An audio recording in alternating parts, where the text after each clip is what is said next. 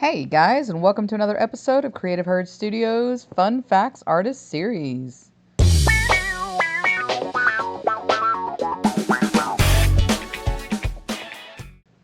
Today we're going to be talking about somebody that you may have heard of in the movies, William Blake. You might recognize one of his paintings from the movie The Red Dragon. William Blake was born in London on November 28, 1757. He was the third of 7 children from Catherine Wright Blake and James Blake. He wanted to be an artist since he was a young child, and by the time he was 10 years old, his parents realized that he actually had quite a lot of talent, and so they enrolled him in a drawing school in London. Not only was his mother named Catherine, but his wife was named Catherine. He married Catherine Sophia Boucher on August 18th, 1782. One interesting fact about his wife was that she was illiterate, which means she could not read or write. She signed their wedding contract with an X. But Blake ended up teaching his wife how to read and write, and he even taught her his art form, which was engraving, and she became invaluable to him with the engraving. Catherine believed that Blake was an artistic genius, and she stood by him throughout. And their marriage is considered to be successful, which is kind of neat because if you look at some of the artists that we've looked at, like Picasso and some of the other artists that we've listened to podcasts about, a lot of them have very unstable, rocky relationships with their significant others, and many of them married multiple times. Or they never formed a solid relationship and they just never married. Another cool fact about Blake is that he claims that he experienced different visions throughout his life.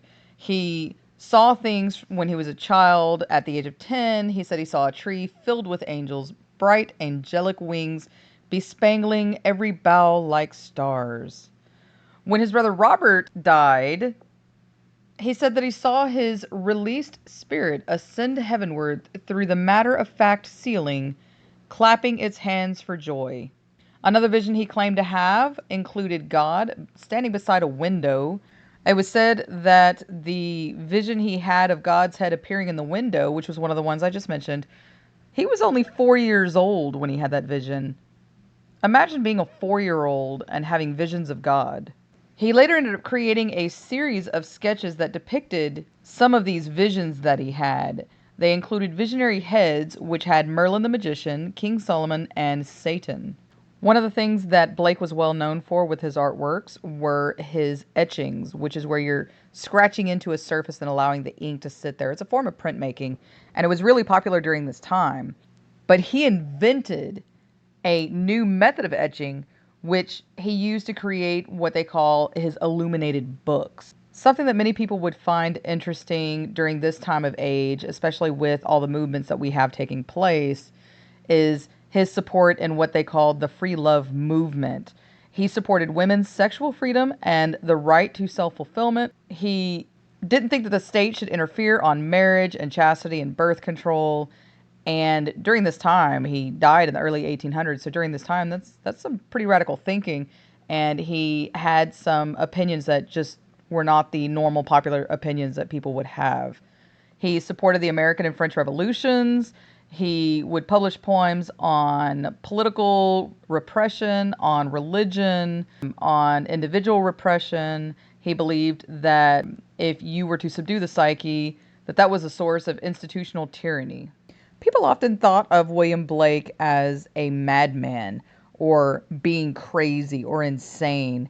And although it's probably quite possible that he suffered from mental illness, he really wasn't as insane as people made him out to be, but he was very much a radical thinker. And it was that radical thinking, I think, that led people to talk so poorly about his mental state. One thing that he did believe in more than anything else was the imagination. He is quoted saying, "The imagination is not a state. It is the human existence itself." Blake was a huge art fan. He looked to artists such as Raphael, Michelangelo, who we've talked about already, and Albrecht Dürer, and he admired their works, and he would purchase some of their works and copies and cheap prints of theirs. In 1779, he enrolled in the Royal Academy of the Arts. He wanted to learn more about painting, and he chose watercolor as his method, which that really wasn't what was popular at the time. He didn't want to do the oil paintings and landscapes and portraits. He wanted to focus on something a little bit different. He did not like the Academy's president, which was Sir Joshua Reynolds, and he dropped out of art school after just 1 year. When Blake passed away, he referred to his illness as that sickness to which there is no name. And it was an undiagnosed illness, and he ended up dying.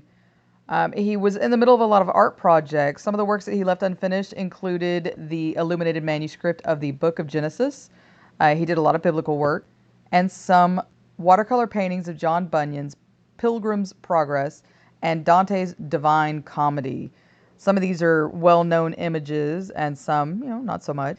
It was also said that on his deathbed, he drew a portrait of a crying Catherine by his side, saying that she was an angel to him.